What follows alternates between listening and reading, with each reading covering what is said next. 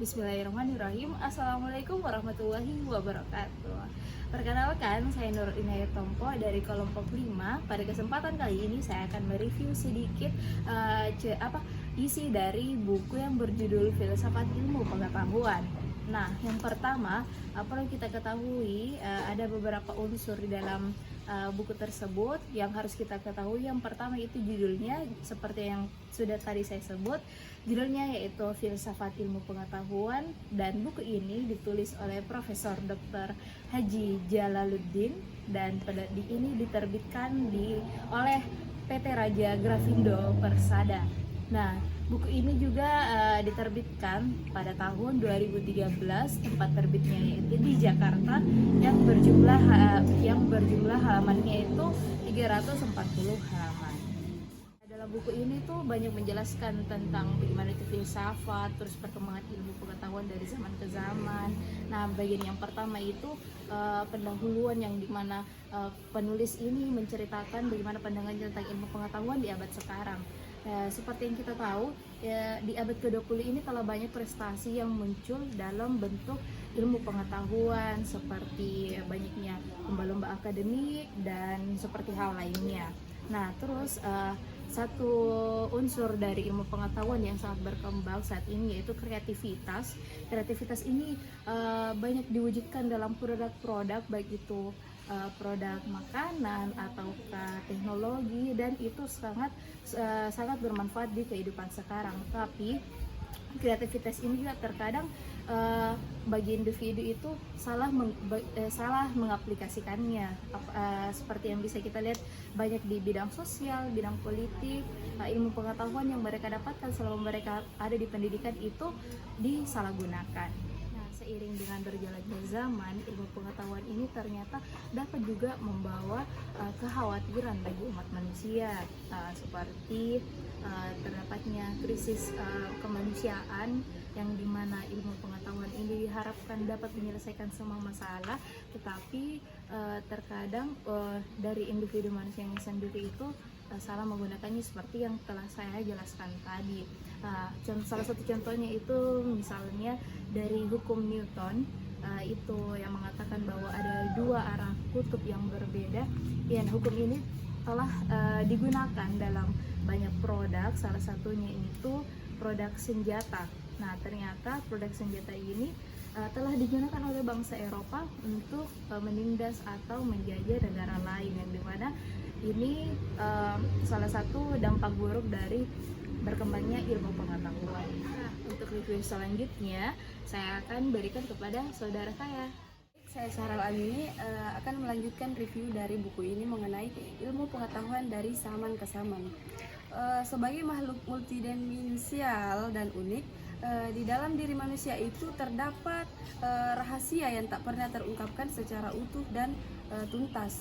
Atas dasar tersebut, manusia menyandang sebagai predikat seperti animal rasional, animal simbolis, homo faber, dan homo educandum. Sebutan bagi manusia pertama yaitu homo habilis atau manusia cakap, karena manusia ini mampu membuat alat kerja yang khas manusia dengan kemampuan dan potensi yang dimilikinya itu, sehingga manusia dapat mengembangkan dirinya. Itu merupakan makhluk yang lahir dengan kemampuan mengerti secara naluriah, yang dibawa sejak lahir. Berbeda dengan manusia, karena manusia bukan makhluk naluriah. Kemampuan manusia beradaptasi dengan alam sekitarnya melalui berbagai pengetahuan yang diperoleh dari pengalaman. Dari kemampuan pengetahuan tersebut lahirlah yang namanya ilmu pengetahuan. Ilmu pengetahuan atau biasa disebut dengan sains terkait dengan pengalaman hidup manusia, khususnya yang berhubungan hasrat ingin tahu yang dimilikinya untuk sampai ke tahap dimensi ilmiah. Ada macam pengetahuan pendukung. Yang pertama, dorongan untuk mengetahui yang muncul dari keterpaksaan untuk mempertahankan hidup. Kemudian yang kedua, dorongan kebutuhan untuk mengetahui lebih mendalam. Kemudian yang ketiga, dorongan untuk mengetahui menyangkut penilaian eksistensi pengetahuan manusia. Asal muasal ilmu pengetahuan atau biasa disebut sains merupakan bentuk kekuatan gaib atau mistik di kalangan suku primitif. Selanjutnya, kepercayaan gaib itu berkembang menjadi kepercayaan atau biasa disebut dengan agama. Dan sebelum itu sudah ada kesenian, sehingga ilmu pengetahuan atau sains ini, agama dan kesenian itu merupakan saudara kandung. Apa ilmu pengetahuan tak lepas dari dorongan rasa ingin tahu manusia, ingin tahu terhadap diri dan lingkungan sekitarnya. Tujuannya adalah untuk menemukan kebenaran. Ada beberapa pendekatan perkembangan ilmu pengetahuan. Yang pertama itu pendekatan proses, di mana sejak tahap awal ini ilmu pengetahuan terus berkembang hingga mencapai tahap pengakuan sebagai ilmu pengetahuan. Kemudian yang kedua, pendekatan kultural, didasarkan pada adanya perubahan-perubahan yang terjadi dalam kultur masyarakat di rentang masa-masa tertentu. Kemudian pendekatan yang ketiga yaitu pendekatan kreativitas, menggambarkan perkembangan dimaksud dalam hubungan dengan babakan sejarah kehidupan manusia itu sendiri. Kemudian yang keempat, pendekatan peradaban, di mana pendekatan ini memuat tahapan perkembangan ilmu pengetahuan dan babasannya dan peradaban. Menurutnya ilmu pengetahuan tertanam di masa lampau dan di banyak peradaban. Kemudian yang terakhir, pendekatan sejarah dan kebudayaan, di mana pendekatan ini melalui pendekatan Marshall melihat tentang masa yang disebutnya kronologi sejarah dunia. Baik, saya atas nama Mutiara ingin melanjutkan review dari buku filsafat. Nah, awal pemikiran filsafat muncul sebagai reaksi keras terhadap mitologi, di mana manusia ini dibelenggu oleh kepercayaan bahwa kehidupan dikuasai oleh makhluk gaib yang dimunculkan oleh mitos. Kepercayaan ini menyebabkan manusia menempatkan dirinya sebagai pengabdi dan pemuja para makhluk-makhluk rohania, penguasa alam yang disebut dengan dewa. Nah, perkembangan rasional atau filsafat ini dimulai dari tahun 1200 sebelum Masehi di Tiongkok, kemudian di India dan Yunani. Dorongan ingin tahu yang ada pada dirinya selalu mendorong manusia untuk terus mengembangkan pencaharian tersebut. Dengan demikian, upaya untuk menemukan kebenaran itu sendiri merupakan aktivitas tanpa henti. Pemikiran filsafat bermula dari munculnya kesadaran manusia akan potensi akal budinya. Dikemukakan bahwa kata filosofi ini terambil dari kata Yunani philo, dan yaitu suka atau cinta, dan sophia sebagai kejaksaan. Nah, ternyata pengertian etimologis ini tidak terhenti pada sebatas makna kata semata.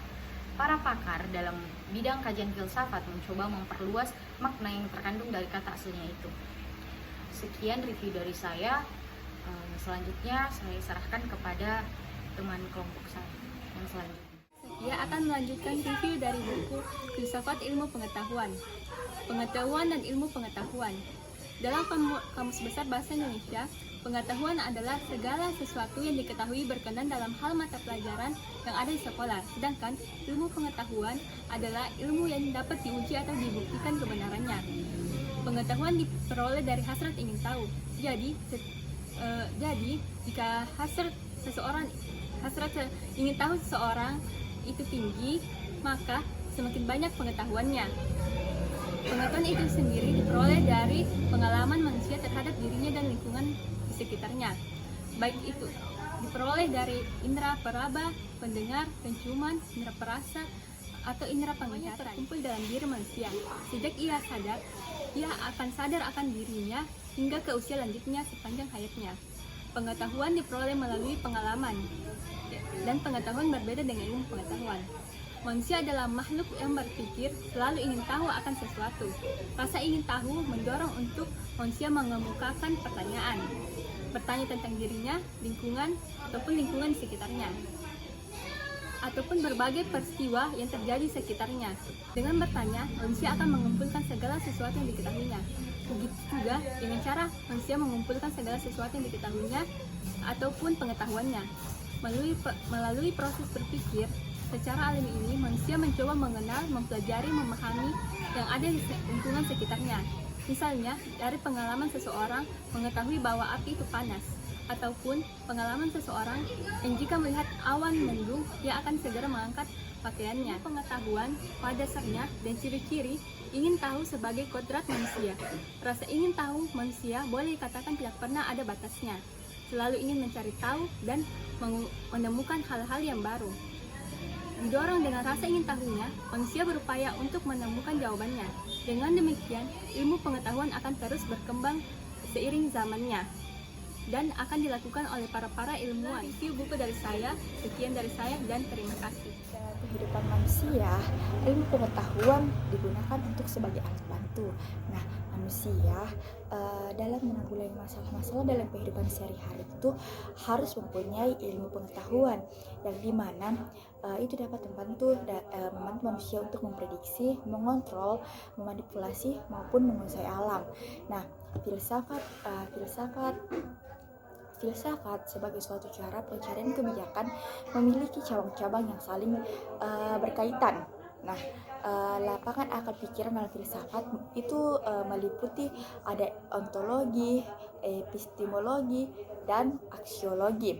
Nah, ilmu pengetahuan merupakan salah satu hasil dari usaha manusia untuk memperadab dirinya,